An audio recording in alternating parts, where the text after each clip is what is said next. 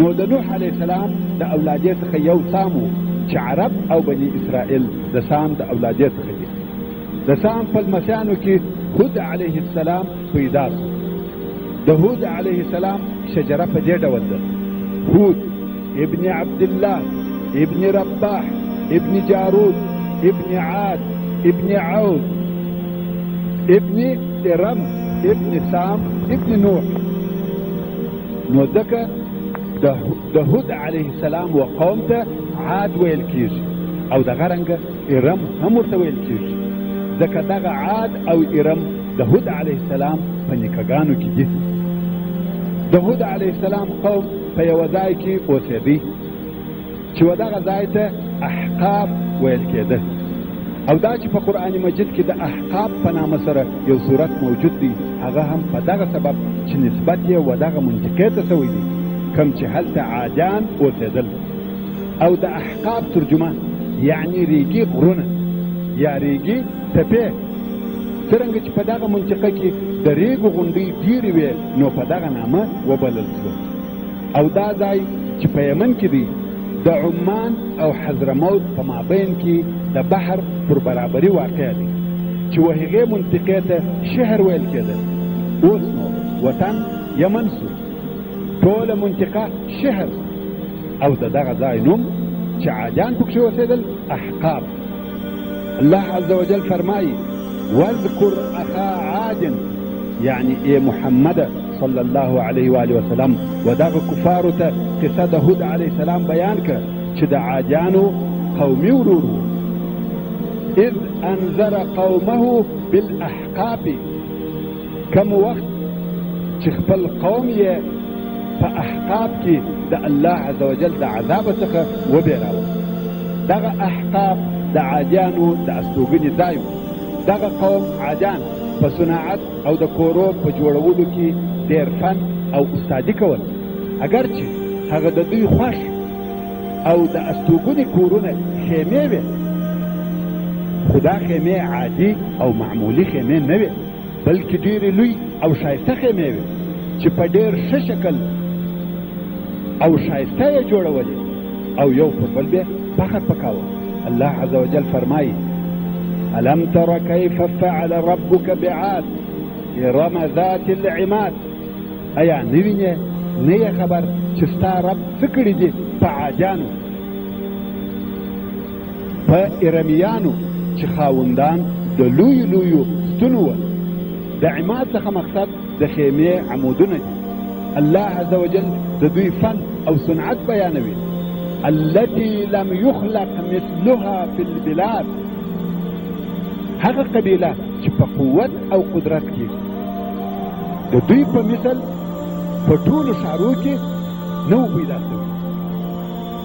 قسم قسم صنعت یې درلودی، خاصتا په کور جوړولو، ښار جوړولو، لارو او سړکانو جوړولو کې خاص مهارت استعمالاوه. حتی د دغه کار په باره کې د دوی څخه د عجیبو شیانو روایت کیږي. دغه قوم په اواره مځکه او په خیمو کې ژوند کاوه، خو قصرونه او پاخه تعمیرونه یې په غرو کې جوړول. که څه هم د دوی استوګنه په خیمو او اواره مځکه کې وه، خو د اسراف تکبر په شکل یې دا قصرونه په غرو کې جوړول، او دوی په خپلو ښارو کې ډېر لوی سړکان او لارې درلودې. ځینې داسې د مبالغې روایتونه شته چې وایي د دوی دیوالونه د سرو او سپینو زرو څخه وه. والله اعلم، مګر یقیني خبره دا ده کم د اسراف ژوند چې عادیانو درلودي په بل هېڅ ځای کې نه لم یخلق مثلها فی البلاد. په کور جوړولو او تمدن کې هغه لوړې درجې ته رسېدلي وه. او دغه عادیان عرب وه، په عربي ژبه یې خبرې کولې، او هود علیه السلام هم عرب دی. او دا په هغه حدیث شریف کې راغلی دی چې ابن حبان یې په خپل صحیح کې روایتوي. رسول الله صلی الله علیه و آله وسلم و ابا ذر رضی الله تعالی عنه ته د انبیاو په باره کې خبرې کولې چې په دغه جمله کې وفرمایل: د انبیا علیهم السلام څخه 4 عرب دي: هود، صالح، شعیب او ستا نبی یا ابا ذر. يعني پخپل رسول الله صلی الله علیه و آله وسلم هم د عربو څخه د ټولو انبیاء علیهم السلام په جمله کې دغه څلور انبیاء عرب دي او نور ټول عجم دي. عرب پر دوه قسمه دي، یو قسم ته عربي عاربه ویل کیږي او بل قسم ته عربي مستعرب ویل کیږي. هغه عرب چې تر اسماعیل علیه السلام د مخه دي وهغو ته عربي عاربه ویل کیږي، چې مشهوره قبیلې یې عاد، ثمود، جرهم، امیم، مدین، قحطان او نور، چې دا د عاربه عربو مشهوره قبیلې دي او تر اسماعیل علیه السلام د مخه دي. او عربي مستعرب هغه دي چې تر اسماعیل علیه السلام وروسته او د اسماعیل علیه السلام د اولادې څخه دي. پخپل اسماعیل علیه السلام عرب نو بلکې دی کنعاني و، خو کوم وخت چې پلار په مکه مکرمه کې پرېښاوه نو دی یوازې د عربو څخه سو، بلکې د هغه فصیحو عربو څخه سو، په عربو کې لوی سو او د ده علیه السلام څخه د عربو فصاحت شروع کیږي، چې د هغې جملې څخه د رسول الله صلی الله علیه و آله وسلم فصاحت دی، چې نادر او بې مثله فصاحت دی. د نوح علیه السلام تر طوفان وروسته چې بشر ټوله ختم سو، د دوهم وار دپاره بیا د هغې منطقې څخه چې نوح علیه السلام اوسېدی بشر په نشرېدو سو. نوح علیه السلام د شام په شمالي طرف کې د ترکیې و جنوب ته اوسېدی. د دغه ځای څخه خلق په شام او فلسطین کې نشر سو، تو و جزیرة العرب ته ولاړ، او عادیان د جزیرة العرب و جنوب ته ورسېدل، خو بیا هم ټول خلق پر توحید و. کم وخت چې د مځکې زیروح ټوله مړه سوه او یوازې د نوح علیه السلام اولاده پاته سوه، بل هیڅوک نه وه، نو ټول موحدین وه، تر څو چې د عادیانو قبیله راغله. دلته نو د نوح علیه السلام څخه هم ډېره موده تېره سوې وه او شیطان هم خپلې وسوسې شروع کړې وې. څرنګه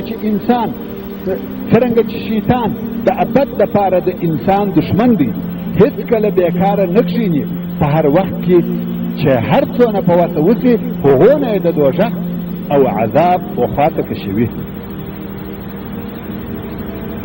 نو د دوهم وار دپاره د عادیانو په قبیله کې د بوتانو عبادت شروع سو. دغه عادیان هغه قبیله ده چې پس د نوح علیه السلام څخه یې د اول وار دپاره د بوتانو عبادت شروع کړ. لکه څرنګه چې د مخه مو درته وویل دغه قبیله یو خو په تمدن کې ډېره مخته تللې وه او بل الله عز وجل ډېر لوی او قوي بدنونه ورکړي وه، چې دا موضوع په قرآن مجید کې ذکر شوې ده. کوم چې هود علیه السلام خپل قوم ته وایي واذکروا اذ جعلکم خلفاء من بعد قوم نوح وزادکم فی الخلق بسطة فاذکروا آلاء الله لعلکم تفلحون. تاسې در په یاد کړئ چې الله عز وجل پس د قوم څخه د نوح علیه السلام په مځکه کې خلیفګان وګرځول او تاسې ته په خلقت کې قوت، قامت، جګوالی در زیات کړی دي، نو تاسې د الله جل جلاله نعمتونه یاد کړئ، شکر یې ادا کړئ. ښایي چې تاسې د الله عز وجل د عذاب څخه خلاص کړئ. مفسرین وایي چې دغه قوم سپین، جګ، برداره، قد او قامت درلودي. تقریبا قدونه د آدم علیه السلام پر اندازه وه، 80 ذراع. الله عز وجل د هود علیه السلام پر ژبه د عادیانو د تمدن او هغه پر مختلفو تعمیراتو او بناو بیان کوي او فرمایي اتبنون بكل ريع آية تعبثون وتتخذون مصانع لعلكم تخلدون. ريع والورد ځای ته ویل کیږي. نو دغه عادیانو به د غرو پر سرو قصرونه جوړول او هود علیه السلام به ورته ویل تاسې پر هر لوړ ځای قصرونه جوړوئ او تاسې په اواره مځکه کې اوسېږئ، چې دا د اسراف خواهشات او عبث کار دی. مګر د دوی قوت او تمدن دغه اندازې ته رسېدلی و او هود علیه السلام به ورته ویل تاسې دا فکر کوئ چې همیشه به پاته یاست، چې داسې محکم او مضبوطه کورونه جوړوئ. واذا بطشتم جبارین څرنګه چې دوی ډېر قوي وه د هغه وخت پر ټول بشر دوی حاکمان وه نو هود علیه السلام ورته ویل کله چې چاته لاس ور اچوي حمله پر کوي په ظلم او جباریت سره لاس ور اچوي د الله عز وجل څخه وبېرېږي او زما اطاعت وکړي فاتقوا الله واطيعون څرنګه چې عادیانو قسم قسم نعمتونه درلوده اولادونه حیوانات باغونه د اوبو چینې مالونه قوت لوی بدنونه هر شی درلودي نو خود هود علیه الصلاة والسلام ورته ویل واتقوا الذي امدكم بما تعلمون امدكم بانعام وبنين وجنات وعيون مگر بیا هم پر دغه ټولو نعمتو دوی د الله عز وجل شکر نکي ادا کفر او د بوتانو عبادت یې کاوه الله عز وجل فرمایي فأما عاد فاستكبروا في الأرض بغير الحق وقالوا من أشد منا قوة يعني عادیانو په مځکه کې پناحقه سره لویي او کبر اختیار کړ او ویل تر موږ څوک قوي دي کم وخت چې دوی د دغه نعمتو مالکان سول او پر بشر قدرت او تسلط پیدا کړي په کبر غرور یې شروع وکړ په عوض د دې چې د الله عز وجل حمد او شکر ادا کړي کبر او غرور یې شروع کړ ورونو تاسې پوهېږئ چې د ابلیس علیه اللعنه د نافرمانۍ څخه تر اوسه او همیشه کبر د ټولو ګناهو اساس او ریښه ده په عوض د دې چې عادیان شکر ادا کړي څه ویل من اشد منا قوه څوک تر موږ ډېر قوي دي د الله عز وجل سره یې عناد شروع کړي اولم يروا ان الله الذي خلقهم هو اشد منهم قوه ایا دوی نه ویني او نه پوهېدل چې هغه الله چې دوی خلق کړي دي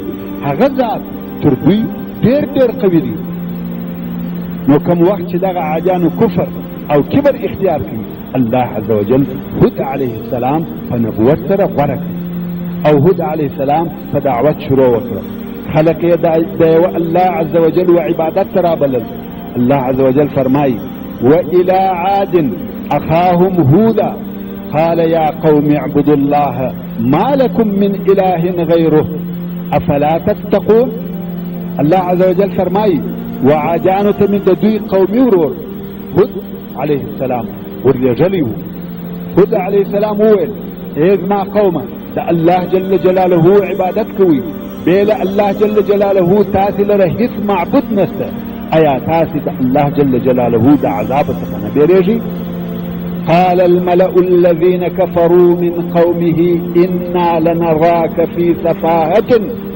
وإنا لنظنك من الكاذبين هغه د قوم څخه د کفارو مشران وویل چې موږ تا په بې عقلۍ کې وینو او موږ پر تا ګمان کوو چې ته د درواغجنانو څخه یې یعنې اول خو بې عقلې خبرې کوي او بیا وایه چې زه نبي یم دا خبرې د الله جل جلاله د طرفه درته کوم نو اول یې د بې عقلۍ نسبت ورته وکړي او بیا یې د درواغ مګر هود علیه السلام په ډېره سړه سینه ورته وویل قال يا قومي ليس بي سفاهة ولكني رسول من رب العالمين أبلغكم رسالات ربي وأنا لكم ناصح أمين أوعجبتم أن جاءكم ذكر من ربكم على رجل منكم لينذركم واذكروا إذ جعلكم خلفاء من بعد قوم نوح وزادكم في الخلق بسطة فاذكروا آلاء الله لعلكم تفلحون هود عليه السلام وویل ای زما قومه په ما کې هیڅ بې عقلي نشته مګر زه د رب العالمین د طرفه رسول یم و تاسې ته د خپل رب پیغامونه در رسوم او زه ستاسې دپاره امانتکاره نصیحت کوونکی یم ایا تاسې د دې څخه تعجب کوئ چې ستاسې د رب د طرفه څخه دې ذکر پند نصیحت د یوه سړي پر ژبه درته راسي چې هغه دې ستاسې څخه وي دا عجبه کار نه دی چې ستاسې د قوم څخه دې پر یوه سړي وحي نازلې سي چې تاسې وبېروي ورونو دا عجبه خبره ده چې د بشر په دماغ کې ځای لري. د ابتدا څخه تر اوسه پورې د انبیاء علیهم السلام سره د علماء کرامو سره خلق په دغه خبره ضد کوي، وایي دا خو پلانی دي. دوی هم اوس نصیحت کوي. کفارو به انبیا یادول چې په ټول قوم کې بل څوک نه و چې پر تا وحی نازلې سوې او نبي سوې، خو اوس د علماو سره دغه رویه کېږي. هو دا خو هغه پلانی دی، د ده او د دې کار یې سره څه، بل څوک نه و.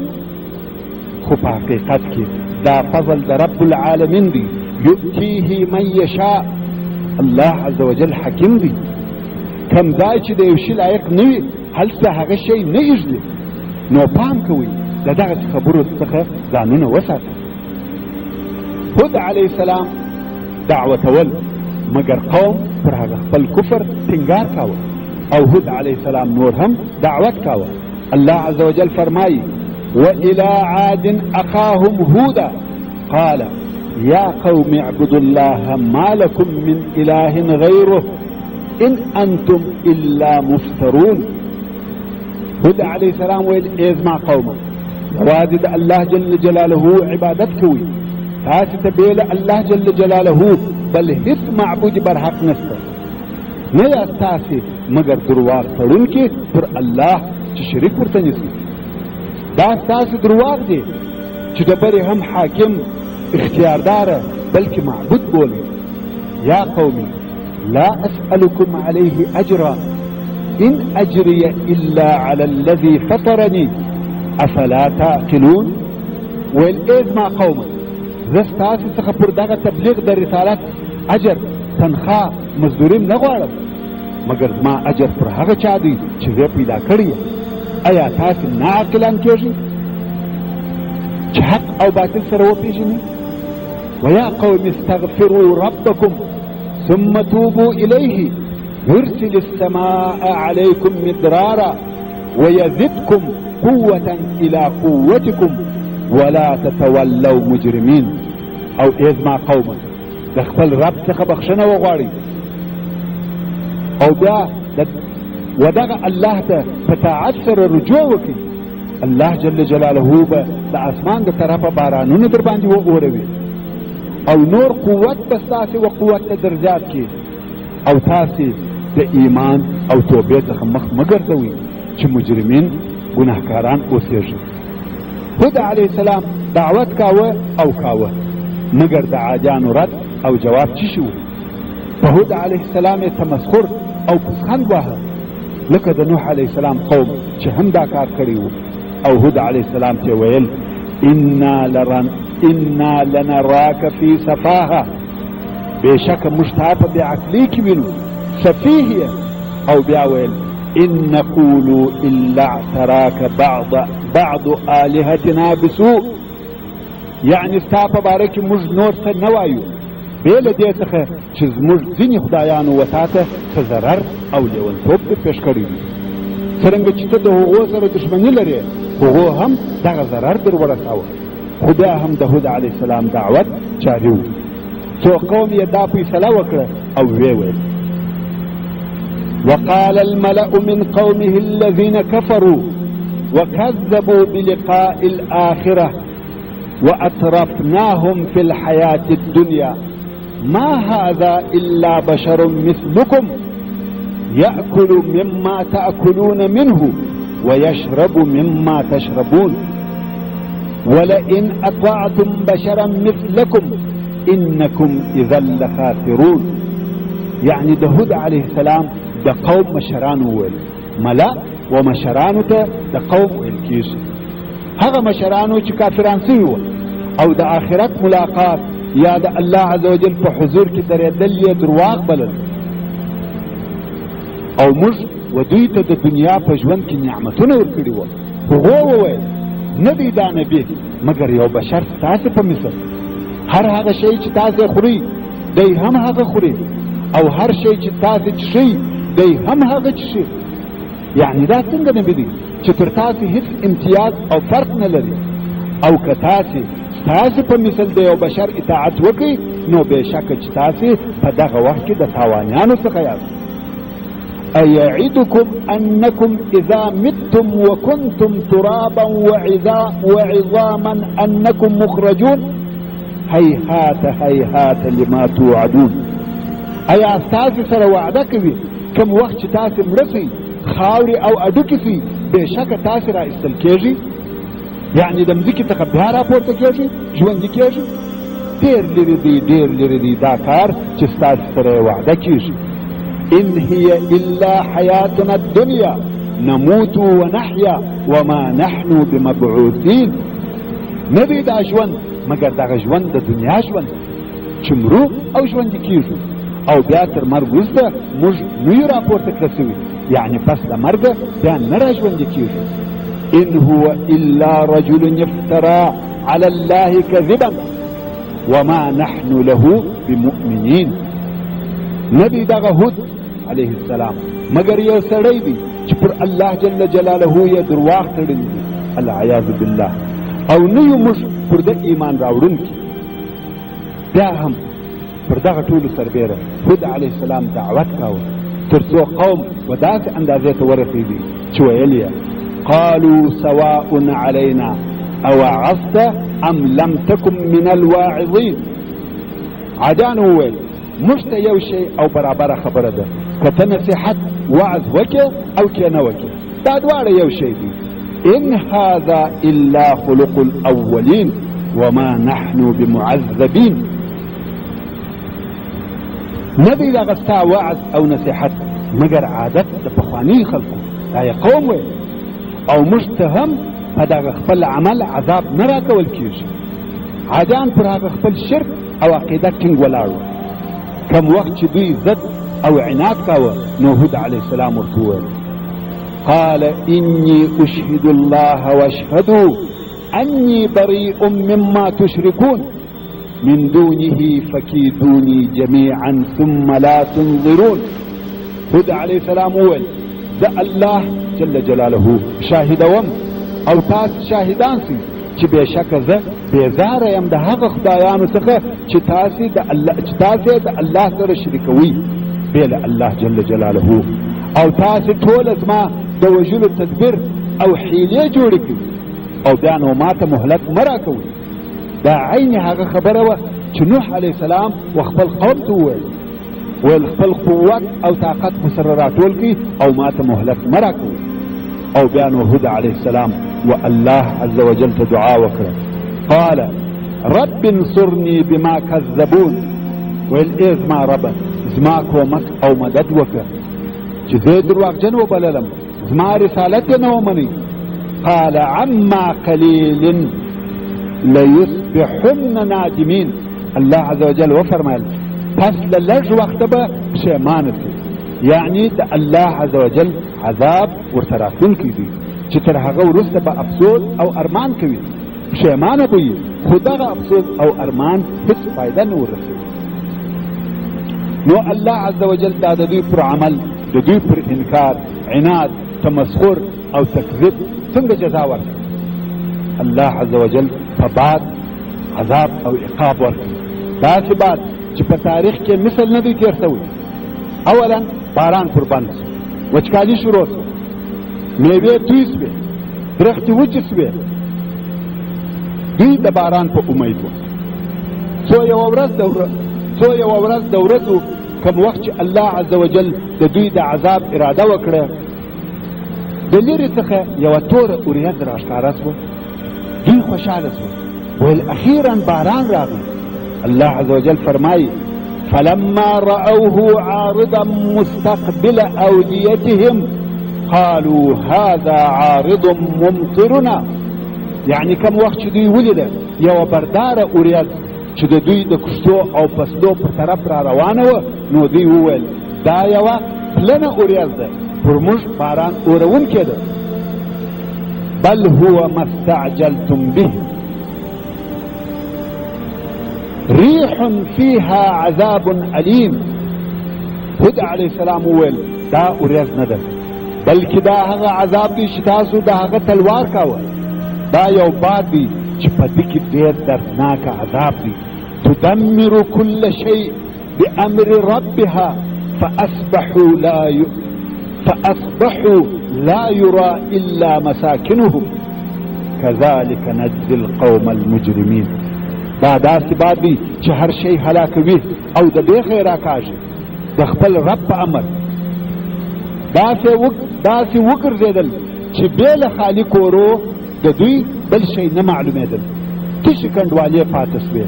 الله عز وجل فرمایي چې موږ د ګناهکارانو و قوم ته داسې جزا ورکوو.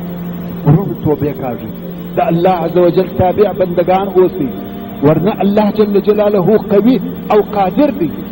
او الله عز وجل دغه هلاک او بربادی حال په قرآن کریم کې راته بیان کړی او فرمایي وفي عاد إذ أرسلنا عليهم الريح العقيم ما تذر من شيء أتت عليه إلا جعلته كالرميم.